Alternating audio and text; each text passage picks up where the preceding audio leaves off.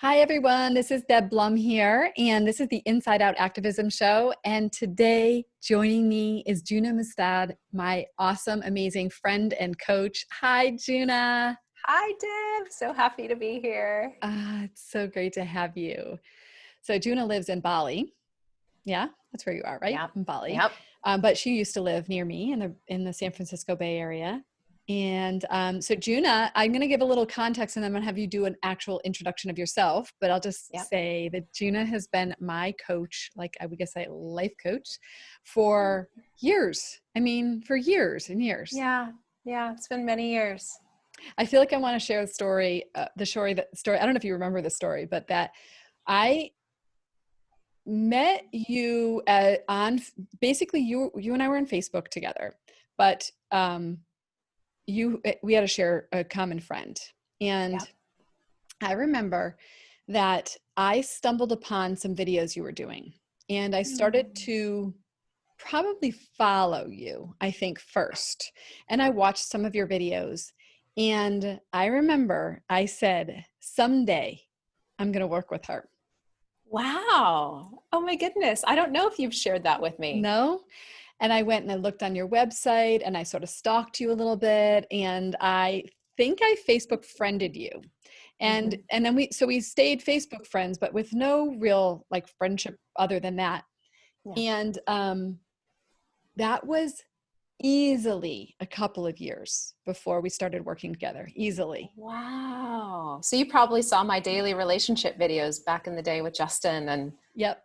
Yep. wow. Oh my goodness. I know. And I knew I Oh, wanted it's to so nice work to with get to you. hear this. I know. And then it was one day that some video or something you said came by, Mm-hmm. and that was the day.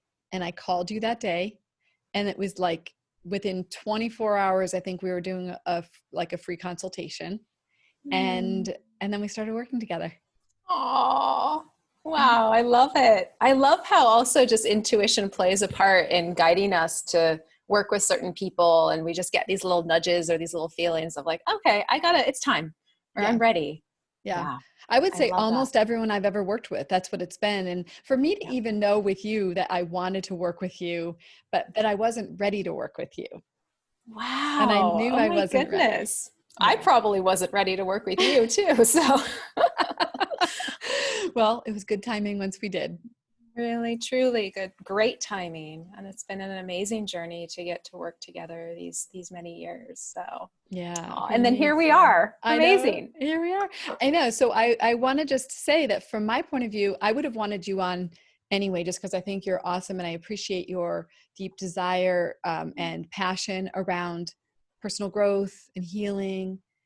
And but I wanted to talk. I invited you to come because I said, well, it would be really cool if we could unpack what we did together, like Mm. help to explain a little bit more about somatic experiencing. Yeah. And I want to share a little bit about my experience, but I want you to share about your experience working with me too. So I'm giving permission today to everybody to know that I'm giving permission to Juna that she can share whatever she wants to share, even if it seems like it's personal stuff about me, because it's really important, I think, for people to get a sense for what somatic experiencing actually is. Mm. Oh, So well, I love that. And I also just have such a passion for this work and I weave it into my coaching and intuitive work because it really does work. And so I'm really excited today to get to dive into this topic. And thank you for also giving permission for us to kind of unpack some of your sessions and a little bit of the details of what was actually going on there.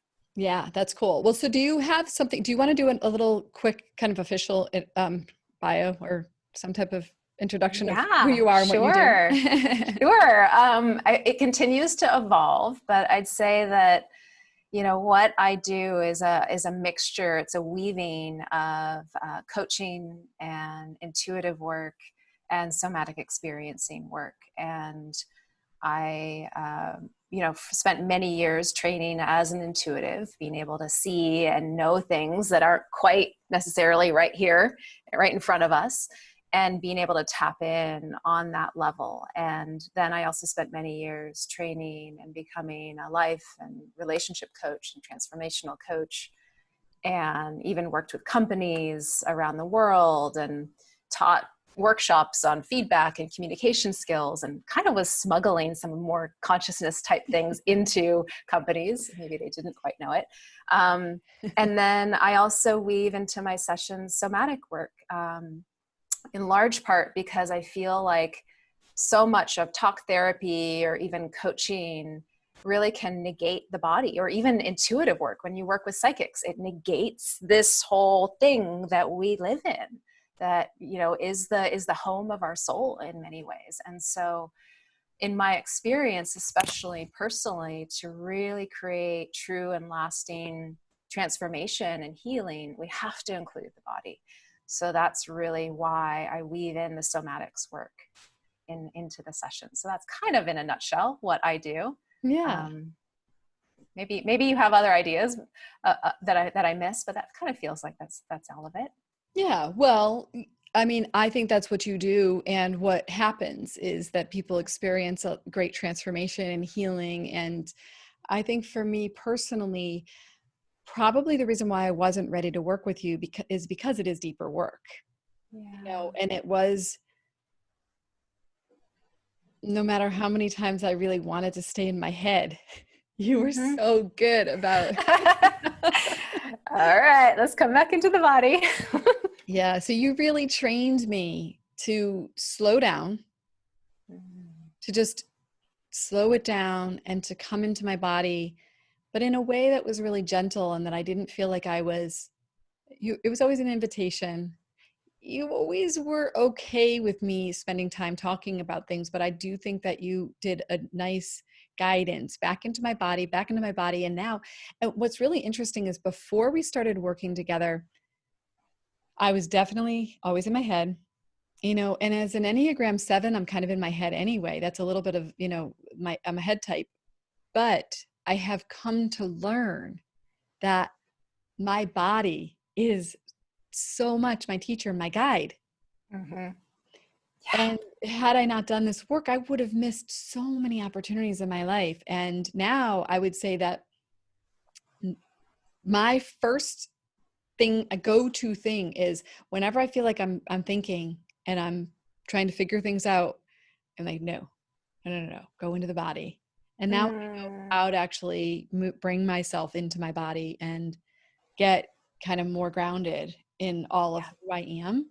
And I think it's the work that we did. It was like just Mm. training, Mm. and trust and Yeah. healing. Because I don't think if we hadn't done so much healing, then I probably wouldn't feel safe in my body. Because I know in the beginning I did not feel safe in my body. Yeah. Oh, thank you so much for sharing all of that. And it makes me so happy to hear that this has had a lasting, powerful impact, and that being in your body is now how you live as Deb in the world. And yes, you have a very bright, wise, active brain, but to include the body means that all of you now gets to be here. And there's so much wisdom in this body that now gets to be also shared and expressed and be here as well. I love Yeah. that. Yeah. Well, and I think the one thing that also really helped, before we started working together, I had worked with intuitives before, but there was always a little bit of this orientation of me going to an intuitive because I wanted to get an answer about something in the future. Mm-hmm. And I really appreciated that for you. You were so much more about what's happening in this moment and how you could use your intuitive senses to be able to bring me deeper into myself, rather than oh yeah, like, you're going to, in the next year, this is going to happen. And I remember even with us that there were times I really wanted to ask you questions like that.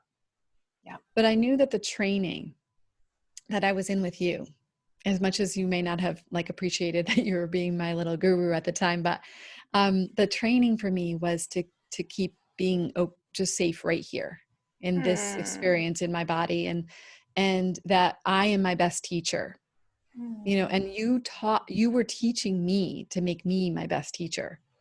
You're making me teary right now. It feels so nice just to hear all of this. And yeah, I think that is my greatest love of this work is helping people to really come to know and trust themselves and not outsource that to anyone else. And I think that's why for years I avoided calling myself a psychic or intuitive, because I didn't want to draw the people who kind of want to just satiate and appease the ego because we've given them little nuggets of information that help them feel like, oh my gosh, see, I know what's going to happen, or now I'm safe.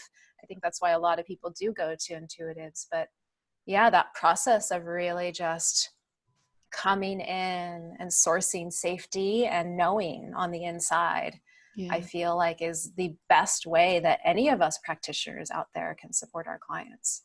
Yeah. Oh my God. Absolutely. But that's not always what we find. Mm-mm. And so to find it with you was really precious. I valued it so much. And it was really helpful for me. And, so I think what I'd like to do is maybe help people to understand a little bit about somatic experiencing, because you were trained. I mean, you went through a long training program for yours, right? Wasn't it a 3-year training program? Mm-hmm. Yeah, I went through, I think, Peter Levine originally created the somatic experiencing program. And so I did the 3-year practitioner program. And yeah, I'd say somatic experiencing, is originally created to support people in healing from trauma and PTSD. But I kind of, when I first started the program, I was like, why am I doing this work? I didn't really know why, but similar to you and how you've been guided to work with certain practitioners, just, it kept popping up again and again and again, like, do this training, do this program. And I think ultimately, the program really helped me actually learn to come into my body. And I was really good at hovering right above here because I was an intuitive, or right here, as a human being, but not actually learning to inhabit my own body. So that practice of tracking sensations and noticing what's here and slowing down was really uncomfortable and painful at times, but also started to train me to recognize, oh, it's actually safe in here. It's good in here. And some of the most profound sessions I had with practitioners and coaches were people who were doing this kind of work with me. So I started to weave it into my coaching and intuitive work. And, my sense of somatic experiencing is that it's trauma resolution, it's stress, it's helping us kind of resolve stress. It's helping us resolve moments and experiences that have kind of gotten logged in our system, that are they're unresolved, unhealed, undigested. But it's not doing it through the mind. It's really incorporating the wisdom of our whole system, our whole wise being, in creating the healing. And when I bring people into this kind of session and this kind of work, essentially just bringing them into their body, I really just trust the body implicitly. Like, I just know the body is going to take us to exactly where it needs to go. And it will do it through sensations, or just kind of, as we kind of maybe even deepen with a certain sensation, maybe an image will pop up, or a memory will pop up, or an emotion will pop up. And practicing mindfulness and being able to really just be with this area, things start to open, things start to unfold and unwind. Yeah, that was definitely my experience. There's a book, I can't remember who wrote it, The Body Keeps Score. Who's Bessel van der Kolk. Yeah. Right? Bessel van Yeah. der Kolk. Together we can figure that out. And that's, I think, the idea, right, is that our bodies, all these things happen to us, and whether it's a big trauma or many, many little traumas that happen over our lives, that they do get stored in our body. And we do get, whether it's tension, or whether it's cutting off access to that part, or whatever it is for us. And that my experience was that my cognitive healing was critically important. I don't minimize the cognitive healing piece of things at all, because it was necessary. That was what gave me enough safety to then be willing to do body. So the soma is the body, right? That's what soma means. Yeah. The Greek, it means the living body in the Greek word for it. Yeah. Oh yeah. Oh, cool. Yeah. So that was what gave me the safety then to enter my body and to know that to know that I had enough power of my mind Mhm. to know that I could be safe and that I could trust you and that I could, I could enter territories in my body that were sources that like places where I was storing trauma Yeah. and I was afraid to go into them. Yeah.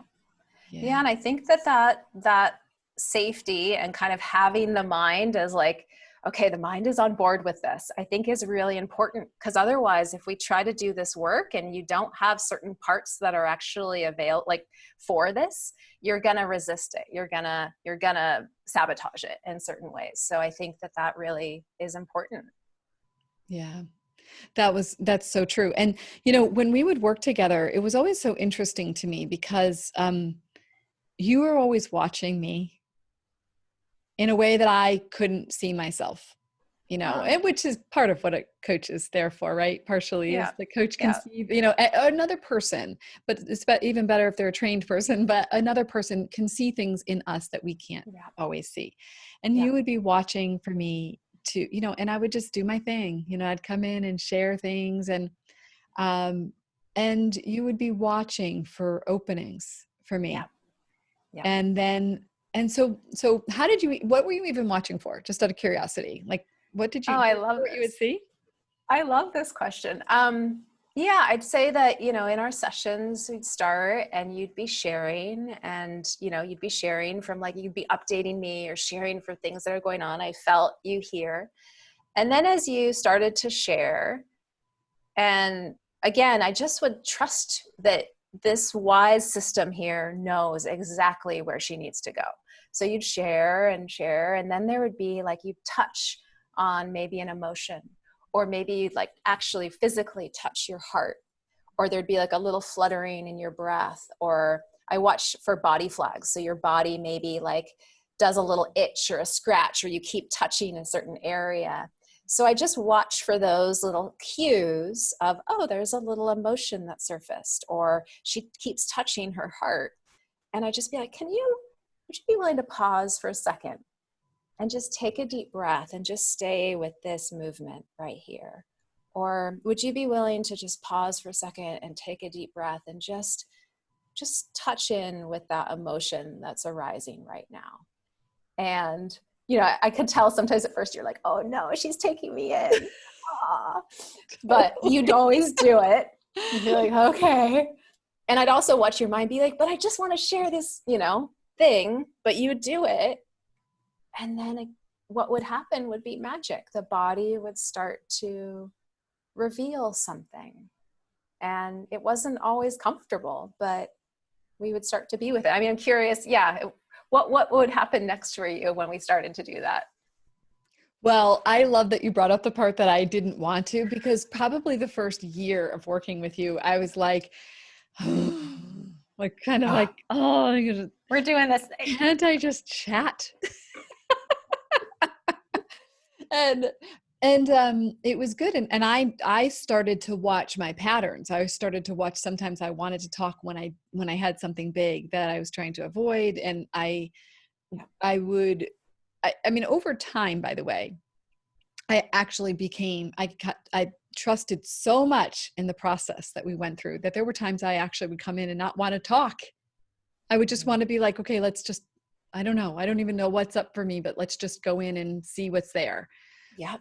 um But when you would invite me, especially in the beginning, to enter, I was absolutely just doing it because I believed in you in the beginning. I was trusting you because I didn't have trust in my body yet. So I just trusted, I had come to trust that you could hold me in this way, that we could Mm-hmm. navigate these territories.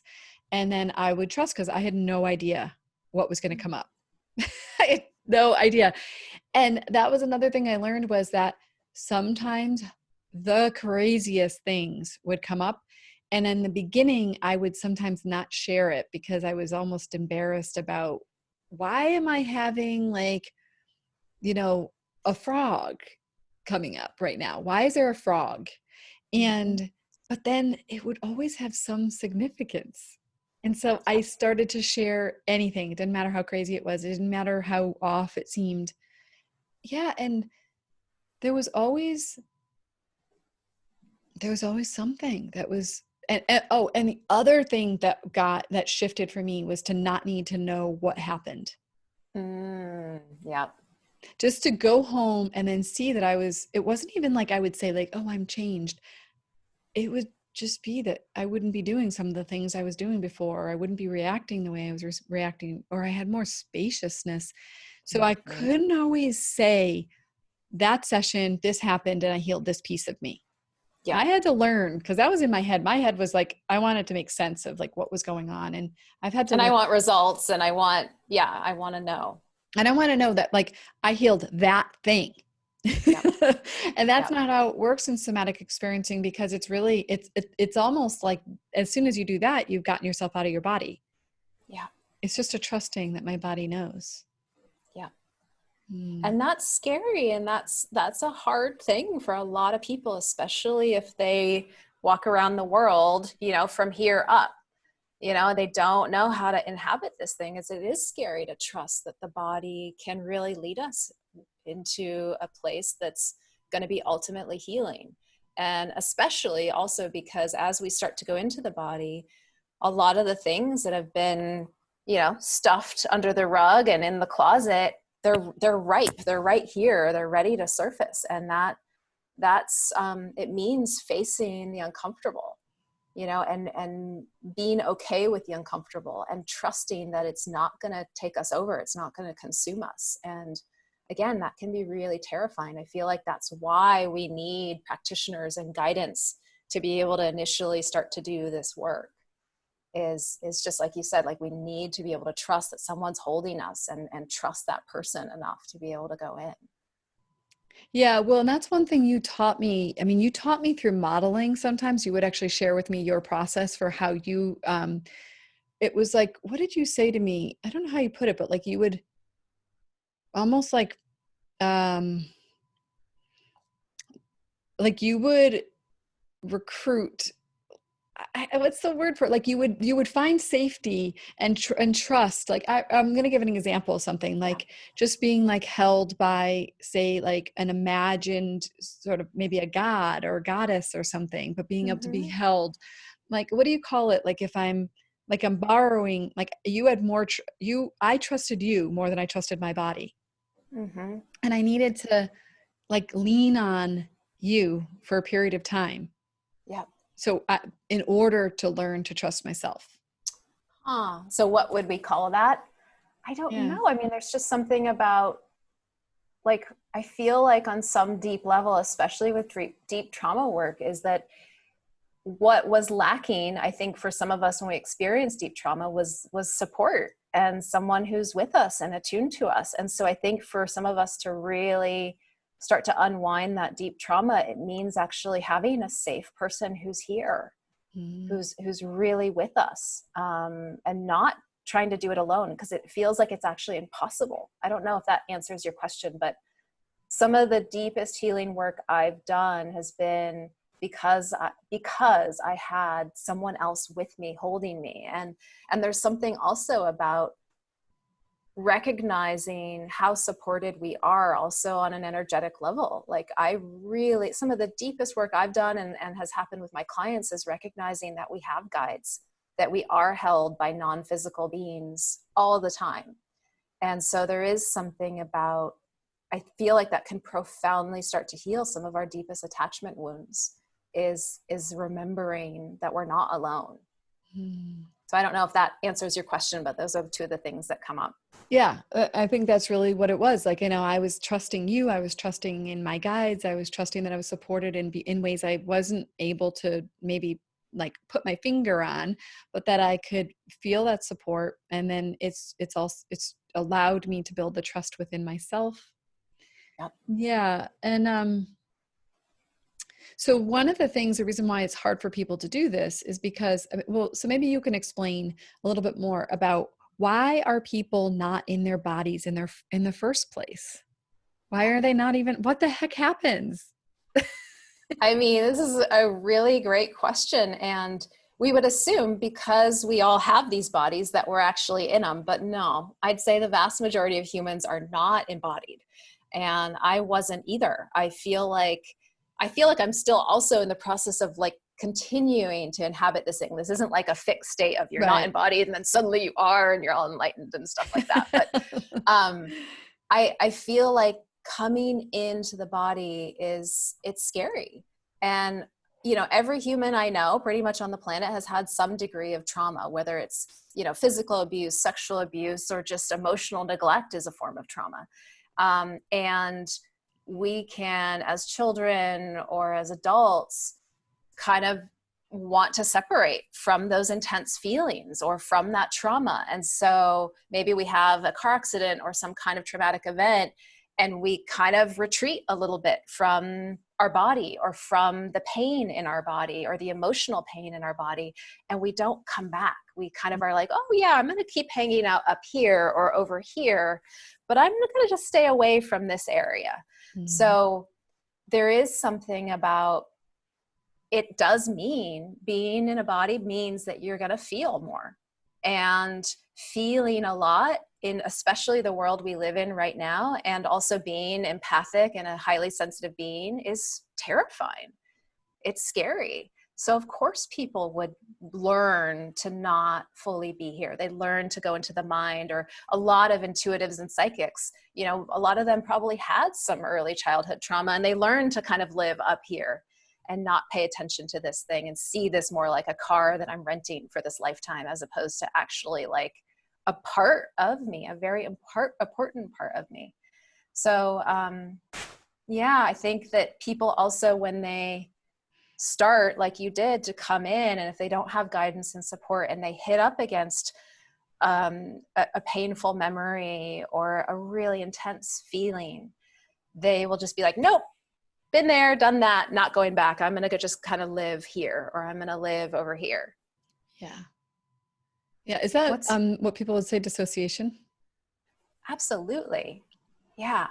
I mean, I feel like it's dissociation. It's also just like what else would I say it is?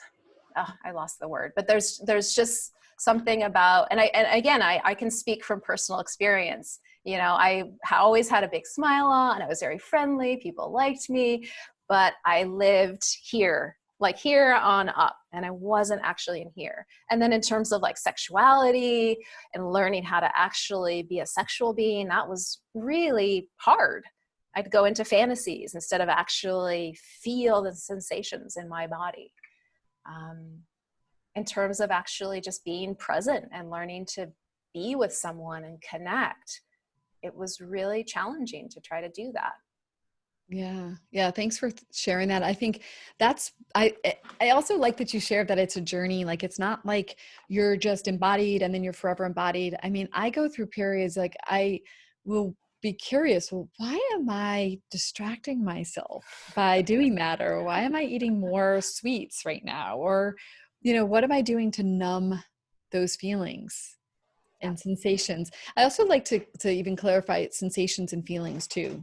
Like for me, Mm, I like to tap into it just because a lot of it is just me realizing I had sensations in my body. So I might have even like felt a feeling, but they were a little bit more like analyzed up here. And there were these sensations in my body that would be pointers to things. And that was new for me. I mean, I experienced pain before, yeah. but I didn't experience all of those little subtle things that were happening in my body that were indicators, Yeah. indicators that something else was going on. And sometimes it was positive. It wasn't like that's a negative thing. I don't want to give it. It's not like, Yeah. yeah. And I just even want to say like the part about the that it's uncomfortable. Mhm. It was uncomfortable for me, but it was always pretty fast. Like, Mm, whatever we went through, like in one session, and usually it was probably more like a half a session by the time we actually got to it, yeah. I would go through something pretty significant. And I never came out on the other end wishing I didn't do it, feeling like it was too much for me.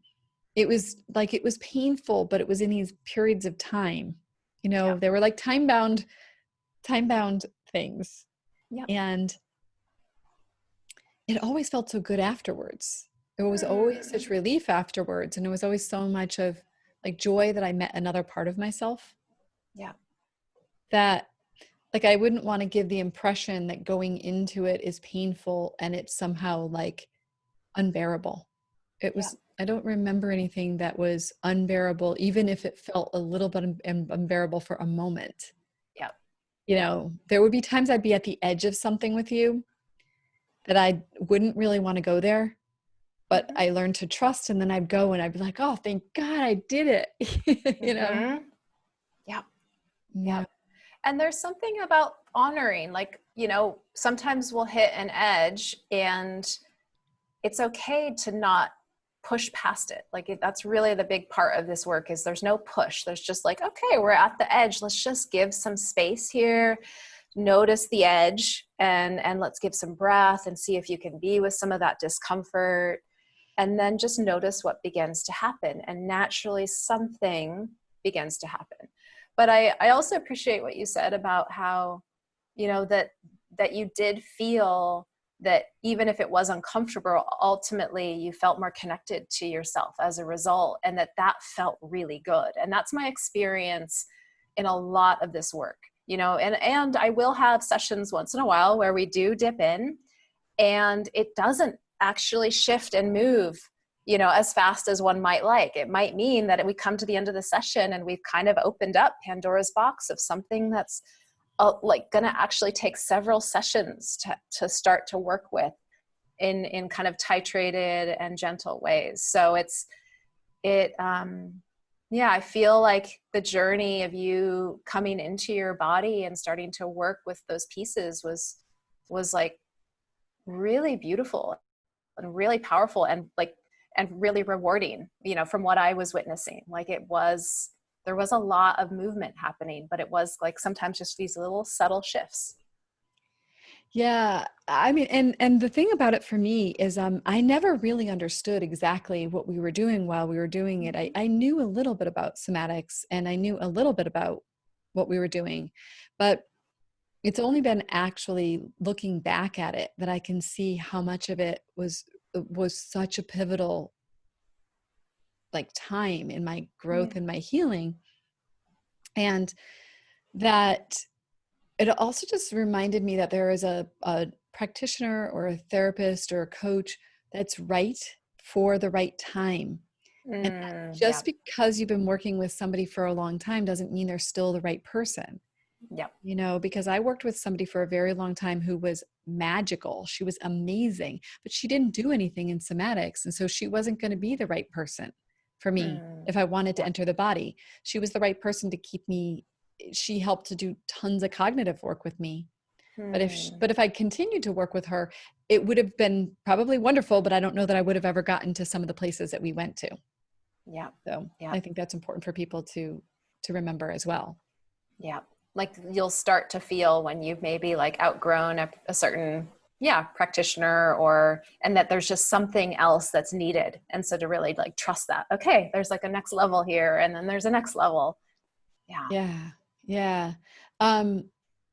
So I'm having this impulse and you can say no to it. Yeah. But I'm having this impulse to like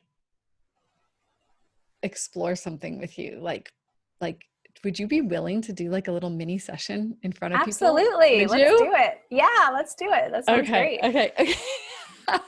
I don't know why, because put on my practitioner hat. Okay. Because I didn't think we were going to do this, but I keep on hearing this like, let's do something around my eating candy.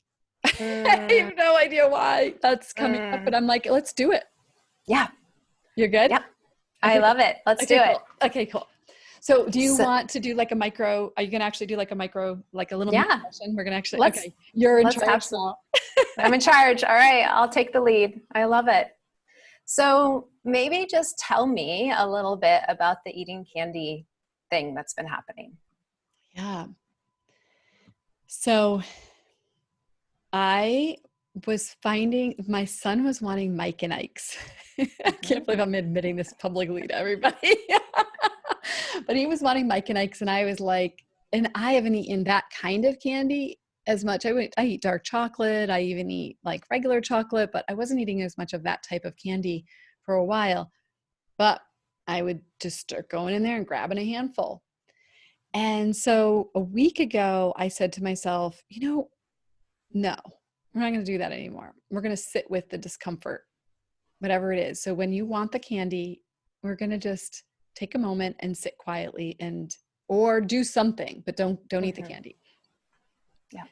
And that worked for like a week. And then this week, are we on Tuesday?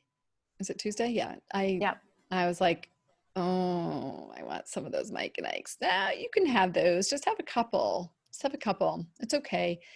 And I haven't been able to connect it to something in particular. I haven't been able to connect it to like, it's always when I'm feeling this, or I'm a little bored, or I'm a little overwhelmed or something. I haven't been able to connect it to anything. Yeah. But I've been able to see that it's a pattern that I'm like. So I'll just give you a little window into what just happened. I'm hearing you share. And then right when you said, oh, I want some of those Mike and Ike's, like, oh, I'm wanting some of that, my whole system just kind of lit up like, okay, let's just kind of play with or laser into even just that statement. So I want you to just even feel into, oh, I want some of that. I want some of those Mike and Ike's. And just notice what area of your body maybe lights up with some kind of sensation or feeling.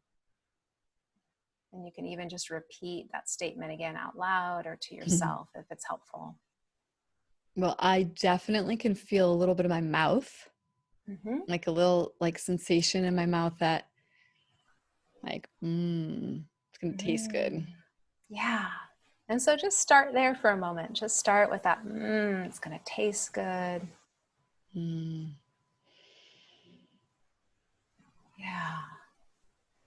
And then again, just noticing what happens in your mouth and or any other areas of your body that kind of just want that, it's going to taste good.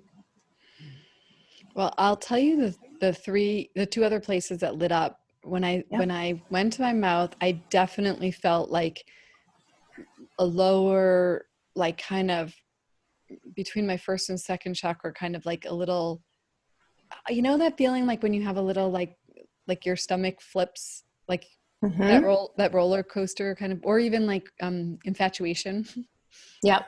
I had just the lightest version of that, like just a little like in my kind of my lower under my belly button. Yeah. And then I also got just the slightest twinge of like teary kind of like welling up behind my eyes. I didn't fully well up. I could just feel like they were about to. Yeah. And they happen kind of like really quick. Yeah. Each one of them. Okay. So yeah, just nice deep breaths. We'll just kind of notice that connection with mouth and belly and eye. And just notice if anything else starts to arise as we're just kind of breathing and connecting with those three areas. And it could be an image, a feeling, an emotion. Well, I'll say this because it was even before this. It was when the eyes got a little teary that it was something about feeling a little sad that I'm not feeling some level of like aliveness or joy or something that like just this tiniest little bit of a dullness that for some reason having like a handful of candy gives me a little like spark or aliveness or something, like a replacement for that. Is that what you mean? Yeah. Yeah. So let's just touch it. If it feels okay, let's just touch into some of that sadness around the dullness that's been here. Mm.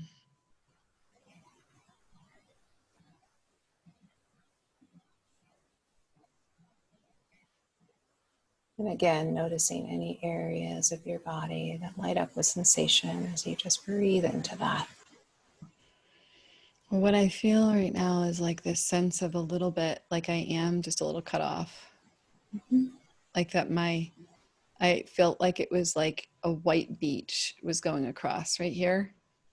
It was like Mm-hmm. gentle and it was inviting. It wasn't like sometimes with you and me, I've had these like cut off, like black veil, Mm-hmm. like they're like not to go there kind of feeling.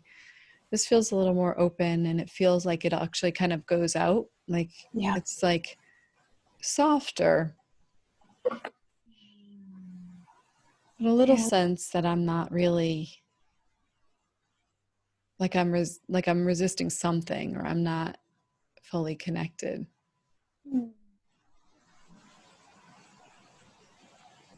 So again, let's just notice that white beach that just goes out. And some awareness of some kind of resistance. And just really trust the body to reveal whatever most wants to happen here.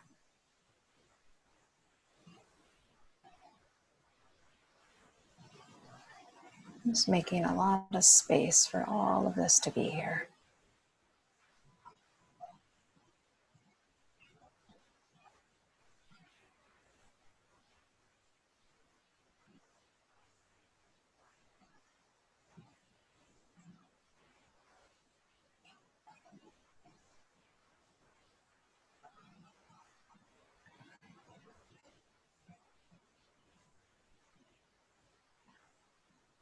Yeah, I feel my heart opening. I could feel a little more, like I felt like I sort of melted a little bit, like a little Mm-hmm. melting, like a little softening.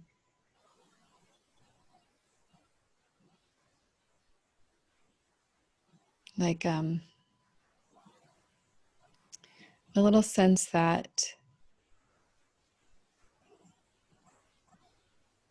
like the message I'm getting is just like this is always available, Deb. Mm. You know, you're you can just slow it down. You Mm. can soften. You can remember that this is always here. Yeah, just hearing you say that, I feel these like little ripples from my throat into my heart. Yeah, it feels really like deep medicine to hear. You can always slow down. This is always here.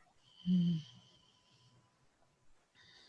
And I just felt you just drop in a little bit more. Mm. How does this heart feel right now?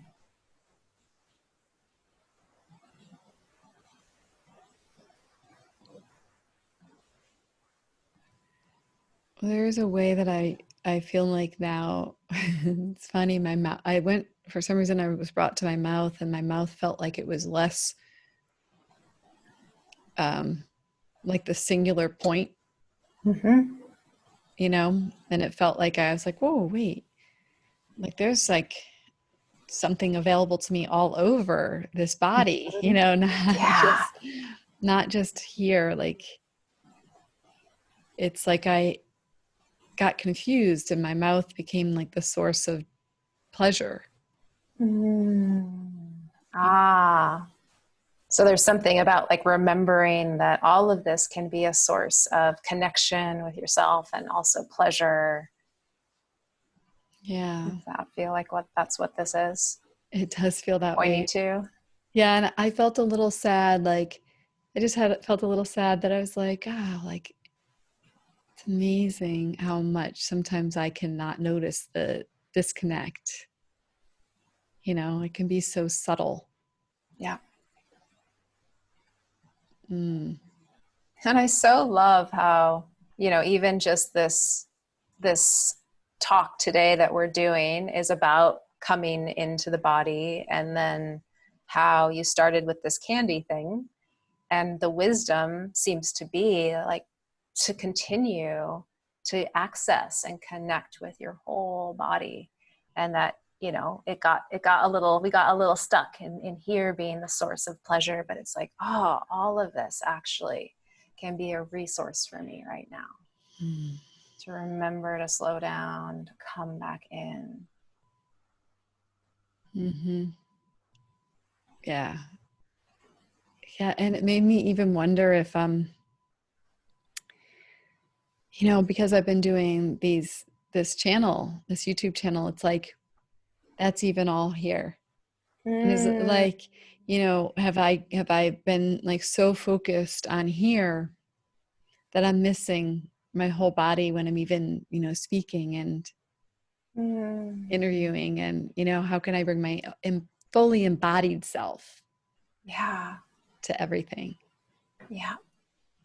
And I get curious how, you know, even just this week, if that kind of becomes something you're more aware of, how that shapes the impulse around the Mike and Ike's, you know, Yeah. like how that you just might be like, oh, I don't really quite need it at the same level. Yeah. Well, it's my experience of what happens when I do this. It's my experience is that sometimes I don't even notice that I don't want it anymore. Yeah. You know, but you know, the other thing I want to just point out from this, and thank you for that. That was really, Yeah. Oh my goodness. My pleasure. that was great. And it goes to show, like, I mean, that wasn't a particularly dramatic thing, but it was still, it was like the reminder that I was disconnected Yeah. and how much different I feel right now. Mm. Just, I And feel, I'd love to just hear how you feel right now. Like, what do you notice? well, I do feel like my pace always gets slower. Like when I go into my body, I get a little more like, oh, what is anything that important? Is anything right? Right. And so, you know, it just starts to feel like there's not the urgency Mm-hmm. that I might have felt before. And even in the conversation, I just am like, oh, what are we going to talk about? I don't know. There's no like, do we have an agenda? um, I feel like like a heaviness, but in like a really positive way, like Mm. the sense that I'm not just feeling the pressure here and here, kind of the like the doing Mm-hmm. kind of pressure. It's like Yeah. I feel like my whole body is carrying me, not just my, you know, my head kind of moving me in a direction. Yeah. Even just not having all the attention on my mouth Yeah. feels less exhausting. Hmm. Yeah. Like including, like your attention is including your whole body a lot more. That's what it feels like. Hmm. Yeah. And does it feel like it's less exhausting, or is like there access to more energy as a result? Yeah, I think it's access to more energy, not feeling like I'm just like moving in sort of a direction.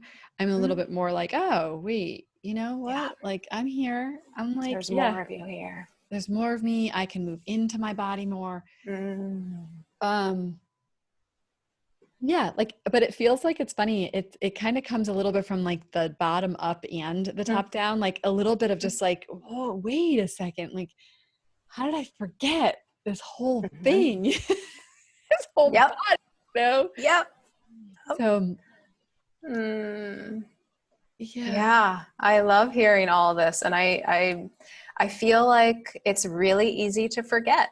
It's just really easy. We're not taught or trained how to actually be here in our bodies, and we're taught that the mind is like this superior thing, and this is where we live, and you know the body is kind of unruly and something we try to control, and something that you know gets older and has a bunch of issues that comes up. But it's to really start to incorporate, you know, our whole body into our experience and to access our knowing from this place. And it really can be a marriage of the mind with the body. It's not just now the body is the superior one. It really is a marriage of the two. And I feel like this is the seat of our intuition. This is the seat of our soul, and the wisdom from our soul can often come from these places. And it is slower, and it doesn't always make sense. So a lot of us can be like, oh, let's just, I don't understand that. It's not as quick as I need. It's not, it doesn't really add up. So I'm going to go over here. But when we engage in the world with each other and ourselves from this place, magic happens, healing happens, transformation happens, and we're actually present, we're located. Right. Well, right. So connection happens, right? So it's connection to ourselves and connection to others, because the more that I'm present in my whole experience, the more that I'm also, I mean, intuition is kind of a funny thing, right? So there's this way that we think of intuition as like, a thing, and I'm going to get messages, but a lot of it's happening without us even knowing. It's on an unconscious level all the time. Yeah. Right. So it's the little cues, and it's picking up on all those little pieces of what's happening between us, that when I'm in my whole body, I have so much more access to. Yeah. Than when I'm just in my head trying to think about things and use the right words and say the right things and do the right things. Yeah. I mean, one of my favorite definitions of intuition is just knowing without knowing how you know it. It's just like knowing things. And that a lot of that really, for me, certainly like coming into my body and being an intuitive, like the knowings just pop through and it's just clear. And it can be a feeling, it could be an emotion, it can be just like these words that are just here, like knowings come through now. Yeah, me too. That's how mine works as well. I just want to say, what I'm hoping that people are getting from this, though, is that, like, for me, I had no expectation. Like, I wasn't thinking, oh, I was going to be guided back to my body again in this conversation. And in fact, if you had asked me at the beginning of the conversation, I would have been like, yeah, I'm like really feeling my body, and it just shows me that, this is something it's reminding me I want to be practiced, and bring this into, like, I've been meditating a lot lately, but sometimes I meditate and I can easily just stay in my head. I mean, I might not be thinking thoughts or processing, but I'm not fully in my whole experience. Yeah. I'm curious, what's a way, like maybe even experientially, like if you felt inspired to guide, like how would a person right now that wanted to connect with their body but not have a coaching session, do you have like a little guided meditation you would want to do with us? I mean, I feel like I could also just give, for whoever's listening right now, I think the first thing is start with the breath. So just to take some deep, slow breaths, and not just shallow breaths here, but actually breathe and track your breath all the way down to your low belly.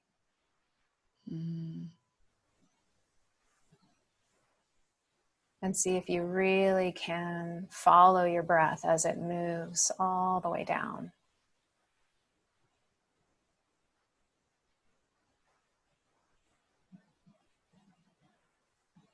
And so breath is really the first, I feel like, easiest pathway or tool.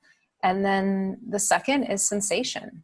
And so as you take a next breath, to just start to, again, as you drop your awareness into your body, following your breath, start to notice any sensations that are happening.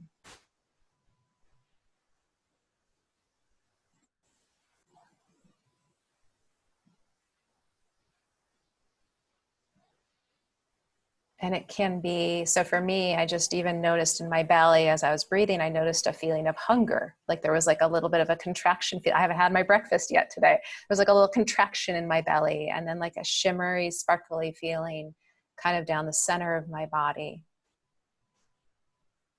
And then just like a little bit of tension in my low belly. And part of tracking sensations, and this is what includes, the mindfulness part, is that we're not judging what's coming up, whether it's uncomfortable or comfortable. It's just sensation. If it's hot, if it's cool, if it's tingling, if it's contracting, we're just noticing it. And one thing I like to do when I'm tracking sensation is just to be naming the sensation. And that helps kind of anchor me with it. So breath, noticing sensation, maybe even just naming the sensations. And you'll notice even as you start to name the sensations that they might start to change. And so anyone who's listening right now, maybe just take another few breaths and just do that with us right now.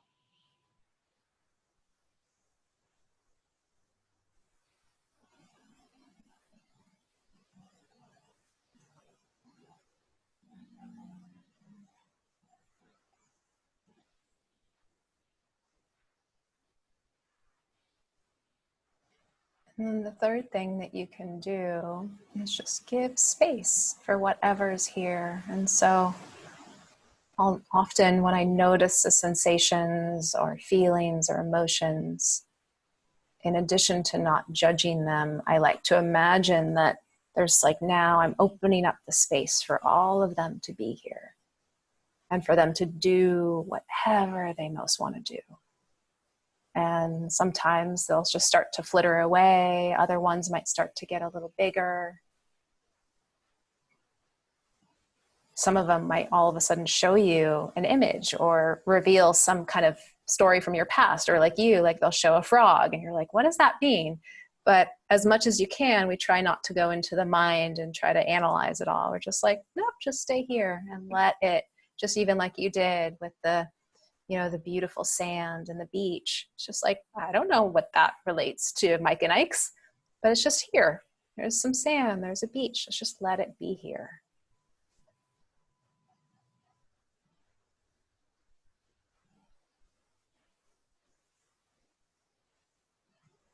I think those probably would be the three tools that I find to be like really just like initial supportive, useful tools to help us come in and start to be here more. Yeah, it reminded me so much of our sessions.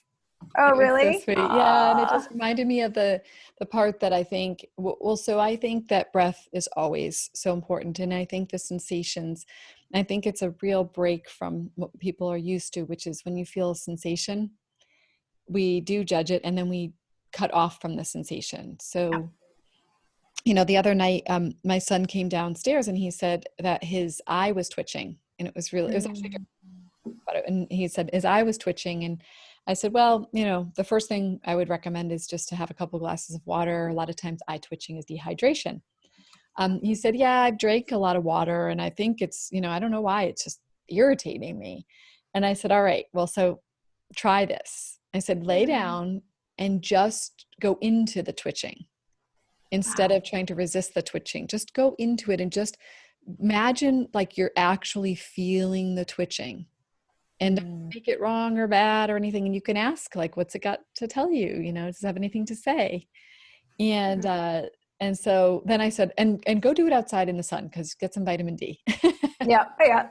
So he went out and he laid there for maybe 10 minutes. And he came back and he said it was gone. Wow. Isn't that amazing? Yeah. So it was like, instead of resisting it, it was just entering it. And, it reminds me of like inner child parts too. It's like everything just wants to be seen and felt and experienced. And we usually are like, no, you're a little too uncomfortable for me. Yeah. I'm going to change you. I'm going to put a Band-Aid on you or give you some medicine and you're going to go away. Yeah. Yeah. Yeah. I feel like that is one of the challenges with our world, and especially just kind of Western culture, is issue or problem, fix it, make it go away, mask it, change it. Yeah. And that doesn't ultimately work a lot of the time. And so just like you invited with your son, it's like, okay, if there's something going on, let's just go into it. Let's be with it. But it does mean becoming acquainted and okay with discomfort, which is really hard for humans, especially because our biology is hardwired to notice something that's wrong or bad or uncomfortable and get away from it. And so this is really kind of retraining the brain to say, discomfort, how can I be with this? How can I lean into this? I think that's why I have such a passion around anger work, is because humans have such a huge aversion to this highly stigmatized emotion. And so then we don't create a relationship with it. And then when it comes up, you know, we go into full reaction around it. So I think that this is a huge, like, it's a game changer when we learn to just be with whatever is here. Yeah. Yeah. Yeah. And by the way, I'll link your TED Talk in the show Oh, notes great. for your TED Talk on anger. It's great. Oh, And thank you. I love it. And and then I think that does bring us to the third one, which is really like allowing anything to be there, because Yep. it is when we do sit with those things that we actually do get the nuggets of wisdom. It's when we go in, and, you know, so often, like, I have come to see that very few things actually are as uncomfortable as my mind imagines them to be, Yep. you know? Yep. And so I might enter and feel afraid to go into something. But generally speaking, once I've got stopped labeling it as Yep. bad or as, you know, painful or something, I can find more joy almost and pleasure in Mhm. most sensations. I mean, when I stub my toe, it's hard. Yeah. Sometimes I Oh, it's cannot, hard. I try Yeah. so hard to just go, okay, Deb, you just stubbed your toe, just be with it. I'm like, no, that's really painful. So I'm not saying every sensation, but there are a lot of sensations in the past that I would have said were uncomfortable and I didn't want them. I wanted them Mm. to just go away. Yeah. And I just noticed that, like, a lot of it was just judgment. And the other thing you said that I think was a big shift for me was understanding that sensations are all kinds of things. And you expanded my definition. So I might have just Mm. said, like, oh, it's just tight, Yeah. tight. But then I started using words and I was like, oh, it's kind of sparkly, or it's tingly, or it's cold, or it's warm, or it's a color, you know, it's Yeah. kind of Or red, it's it's twisting or it's twisting, gnarled. Yeah. it's poking from the inside, or it feels like it's, and when I started to expand my definition of Mm. like sensation to include any descriptive word Yep. at all, I felt like I became more acquainted. And instead of it being like, you know, tight is bad and open is good and smooth is Mm. good, and, you know, like, instead of that, it was like, Yep. wait, no, it's just naming it. Yeah. It's just, this is what it feels like. I Yep. don't need to know why it feels that way, and I don't need to know whether, I don't need to determine that that's good or bad, or I want to get rid of it, or I want to keep it. Yep. And, you know, that was a big, that was actually for me, I had to get over Mm. some of my shyness around that. Like, I had to get around, I was shy sometimes about just being open with what my experience was. It was a very vulnerable thing in the Mm. beginning of, like, me. I had the mask, like, you know, kind of like you, like, I was smile and everything is good, and I've got my shit together. And to be in the place in the work that we did of being like messy and tears and snot and, you know, kind of just in an out of control kind of a way, Mm. Yep. where I really surrendered to that you were going to hold space for me, and I was going to be able to go through whatever I went through, and I was going to say things that sounded crazy and that I might have a vulnerability hangover for later, but that I was Yeah. like, the only way through this is to be just completely surrendered. Yeah. That was really humbling for me, you know, Mm. and I had to let go of my, like, perception of myself, you know, Mhm. that I had to let go of, like, that I had to have it together and that I could just be messy. Mm. Oh, that's so beautiful to hear. And I think it is so true that coming into the body we don't have control. It is kind of the realm of the unknown and can be messy. You're even reminding me of a session I had with Hugh Milne, who's one of the creators of a certain version of cranial sacral therapy. And I went deep into a process and I started to cry and started to wipe away my tears and snot. And he just said, no, let it flow. And I was appalled, like, what? And he was kind of holding me and rocking me. And I was supposed to just let my tears and snot just kind of fall everywhere. But there was something so beautiful about being given permission just to let it all hang out and let it all be here, and that you don't have to have it all together. And in fact, the essential part of your healing is not holding it together. We have to let go. Yeah. No, thank you for trusting me and trusting this process, and ultimately trusting yourself enough to go in. And again, like, look at what it's given you. Like, it's pretty remarkable. That's why I say to a lot of people, like, this path, yeah, it does mean facing some uncomfortable things, but it is a very rewarding path, because ultimately what you're doing is moving from a place of doing the human experience, but kind of being here out of default, versus actually choosing to fully be here. Like, fully being committed to be here means you are in your body. And it does mean you are feeling a lot more, but it is so much more rewarding, because then I feel like your life, your relationships, everything like is more vibrant and alive, and you get to show up with your gifts and your purpose and your true voice and connect with your soul and the magic that's in this world. I feel like when humans are walking around from this place of not being fully here, they've lost touch with magic. They've lost touch with that vibrancy. Yeah. Yeah. Well, and you see that for me, that was part of what was happening for me. And and that's why it's so important. I think, it's hard for me because I have the tendency to want to look like I got it all together. Like, it's still there in me, but it's so true just to acknowledge, like, this can be, a daily thing. Like, it's, not lifelong process. It's a lifelong process. Right. And, yeah. and it's much easier, and I'm embodied more than I ever was. And I'm embodied more often than I ever was. But I lost touch with some of that vitality and that aliveness. And that's why, for me, I know that when I'm reaching for candy, that something is off. And I had forgotten that that's a piece of it for me. And to just remember, like, oh yeah, that's an indicator that something else, my life force, is kind of blocked somewhere. Oh, I love that. That's so true. Yeah. Like all these, one of my teachers, Katie Hendricks, used to talk about like all the ways that these are replacements for aliveness that we choose. And one big one is drama. Like, we'll enter the drama triangle. We'll go into like blame and attack, and that's a replacement for aliveness, because we get that hit, that sparkly hit of adrenaline. And the same thing with candy or sugar. It kind of just sends off this cocktail of neurochemicals in our brain that's a replacement for aliveness. And so I think that is a huge thing to begin to notice. Oh, what am I choosing as a replacement for aliveness right now? And what could I actually be choosing that is like a true source of connecting me, plugging me in with myself and with life right now? Yeah. And you know what, you make me think of something, because, we're recording this and it's on May 12th, and I like things to be timeless, but because of the coronavirus, it's kind of good to mark time a little bit for people.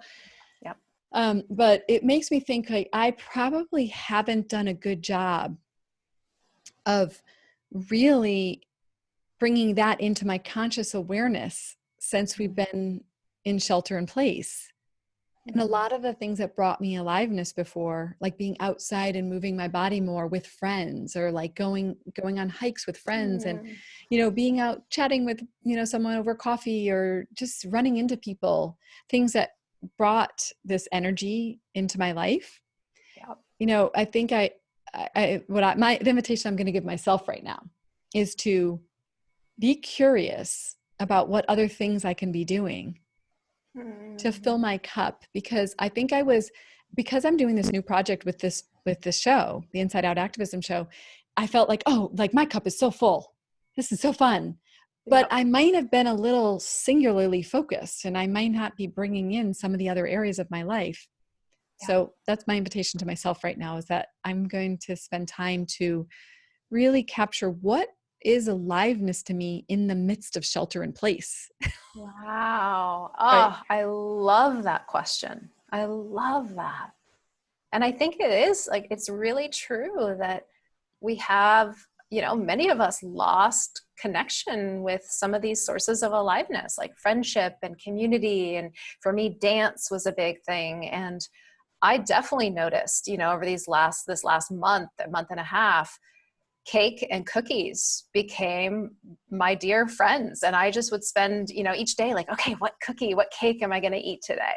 Um, and, um, and so I think there is just something about, I think it's just really powerful to notice, like, or to just even ask that question, like, what else can actually be a true source of aliveness for me? Yeah. And Really, so, truly feed me. right, right. Really, truly feed me. I love that. Yep. That's the Yep. one.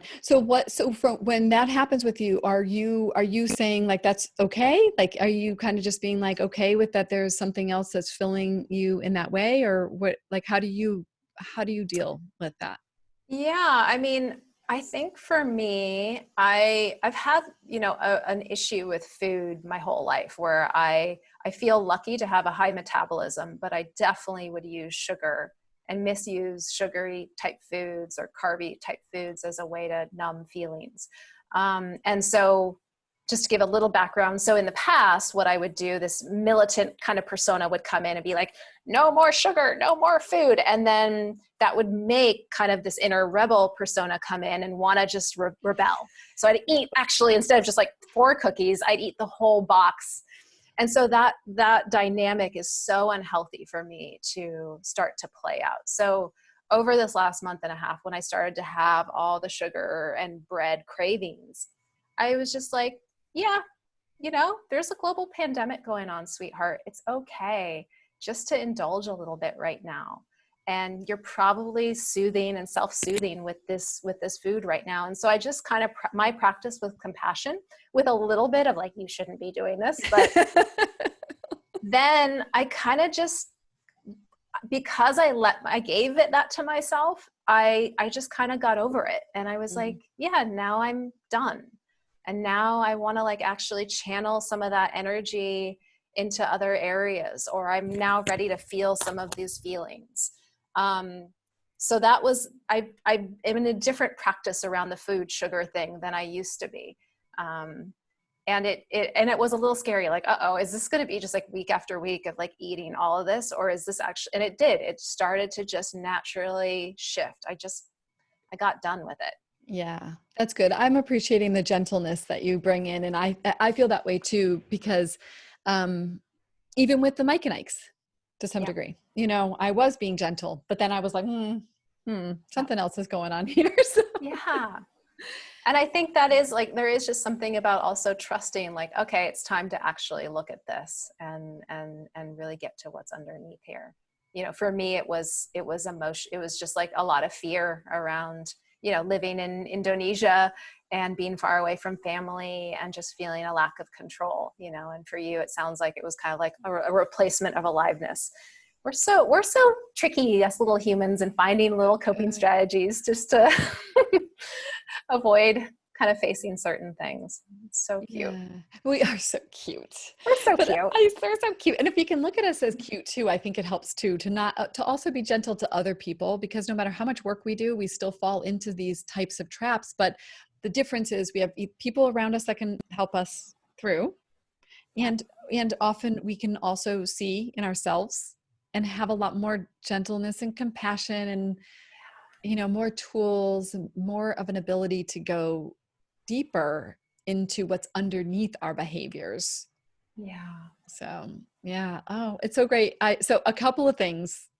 So we're coming to the end of our time. There's a few things. First, you mentioned the drama triangle, which is funny Mm-hmm. because um, the interview I just posted with Michael McDonald, we talked about the drama triangle a little bit there. And I literally, right before we got on, I went out to your YouTube channel and I found that you had a video on it. I didn't even watch it, but I put it into my curated list on my YouTube Oh, channel because there aren't a lot of people who I think describe it exactly like I like it to be described, and I'm having mm-hmm. a sense you did. So I'm going to put that in the show notes as Oh, well. oh, wonderful. So there are two final questions. Yeah. One is if people want to find you, is the best place your website? Is that your best place? Yeah, that's probably the best place. JunaMustad.com is the best place to find me. Okay, great. And I will put other things like I think you have a Facebook page. I'll put that in the link, Oh, in the great. links below as well. But my final question for you is just, is there anything that we didn't cover today that you really feel like you want to share with people? Hmm.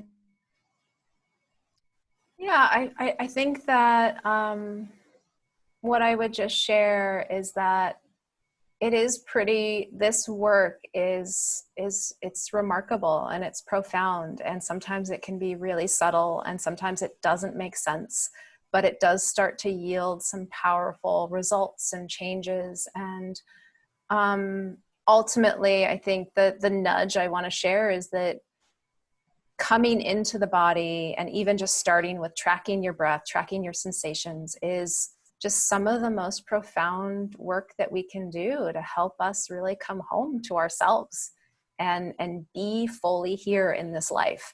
And yes, it will also kind of make you face some of the reasons why you haven't wanted to fully be here, and to call in support and family and friends to be with you in that, I think is essential. But I guess the nudge I would give is life is too short to not fully be here. So let's do this thing. And it doesn't mean I'm terrified every single day of my life. It doesn't mean all of a sudden you're like superhuman and you're not afraid. And it doesn't also mean that you get to arrive in your body and now it's like all good. But Right. it does mean that this is the courageous journey.